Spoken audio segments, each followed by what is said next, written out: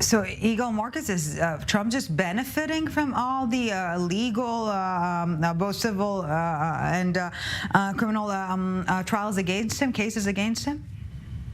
Well, I don't think he's necessarily gaining from it. I think that at the end of the day, people are just tired of all this. I think that to Kareen's point, he was an outstanding president. His policies were excellent. He got a lot accomplished, despite the fact that for 3 years he had his hands tied behind his back because of the Russian hoax. But that being said, people are focusing not on policy. They like his policies. It's his personality. Everyone's always to blame for everything else. He's never taken responsibility. And no matter what happens, it's always somebody else, and somebody else is terrible. There's a big chunk of Republicans who are kind of tired of that. They want his policies. They don't want his personality. And it's a shame because from a policy perspective, he got more accomplished in 4 years than, in my opinion, Ronald Reagan. He's his own worst enemy. And if you learn that lesson, he could be effective again. But I don't think he'll learn the lesson. Kareen.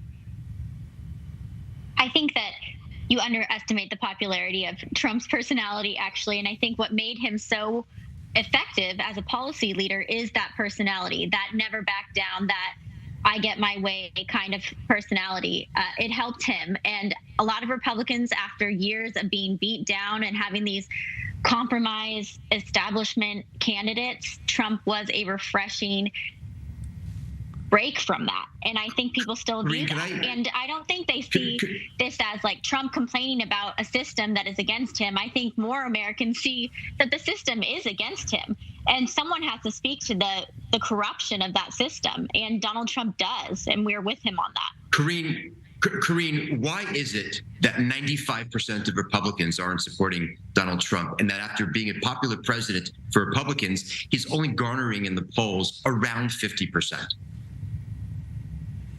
Why is it that Donald Trump got more votes than any other Republican in history? We can talk about him being less popular than he should be, but the truth is that nobody has ever been more popular. It's nice to throw out hypothetical numbers about how great we all should be. I wish my own popularity rating was 100%, but that is just not the case. We live in reality here. He has the best numbers of any candidate that is actually in existence. So Nadine, his base is a totally different base. It's not the Republican base. It's just a personality cult. And these people really just like his attitude. I don't think they even know what his policies are. I think as we get into the election cycle, a lot of women feel that they're marginalized, minorities feel that they're marginalized, and his support for white supremacist groups has not done well in a lot of areas. And I don't really see a lot of people that, I know a lot of Republican people that voted for Biden just because they couldn't stomach his policies and his personality.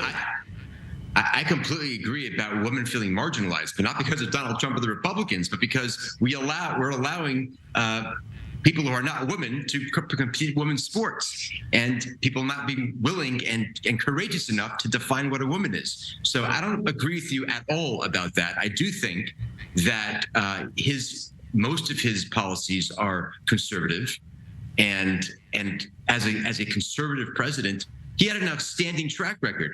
That's not the problem here. I believe in his policies. What I'm tired of, and what other people are tired of, is the personality. It's everyone else is to blame, everyone else is terrible. Even people who work for him and loyally work for him, it's always somebody else's fault, not ever taking responsibility for his behavior or what he says.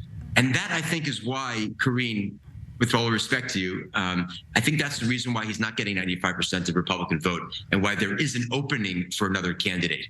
And it's a shame if he just behaved more. Just behave if he more. was just someone else. He would steal this.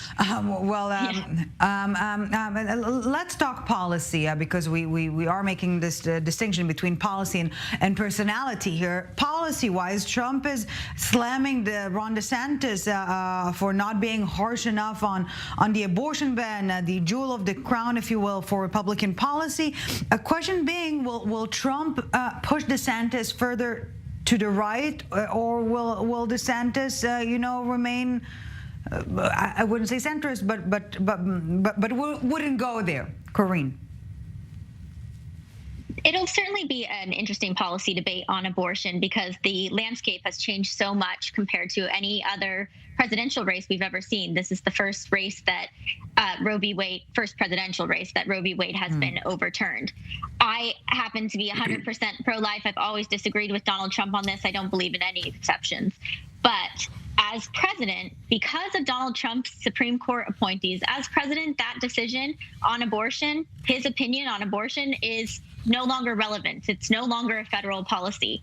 And I believe we should be encouraging governors on the state level, like Ron DeSantis, to pass these so-called harsh abortion bans to end this total travesty in our states. And I do disagree with Trump on that, and we should encourage that on the state level. But as president, neither one of them needs to have a very harsh opinion anymore. And that speaks to the accomplishment of the Trump administration in overturning Roe v. Wade.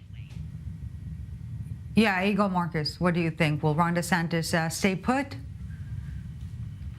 I think so. I don't think there's any benefit in moving farther and farther to the right. I think that what DeSantis needs to do is to build a platform that is conservative in nature, that's reasonable, and I think measured. I think he wants to come across as the Trumpian policy guy without the Trumpian baggage. And if he can do that effectively, I think he's going to have give President Trump a run for his money.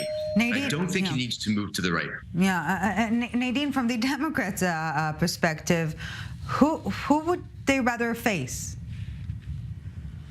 I think I'd rather face Donald Trump. Because of his personality issues, he alienates so much of the base that I think a lot of people would rather vote for Biden than vote for him.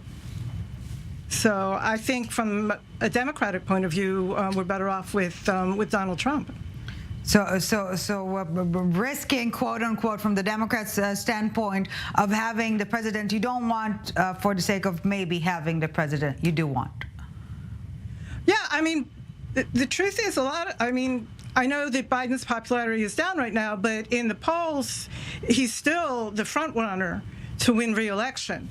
And I think DeSantis has a personality problem too.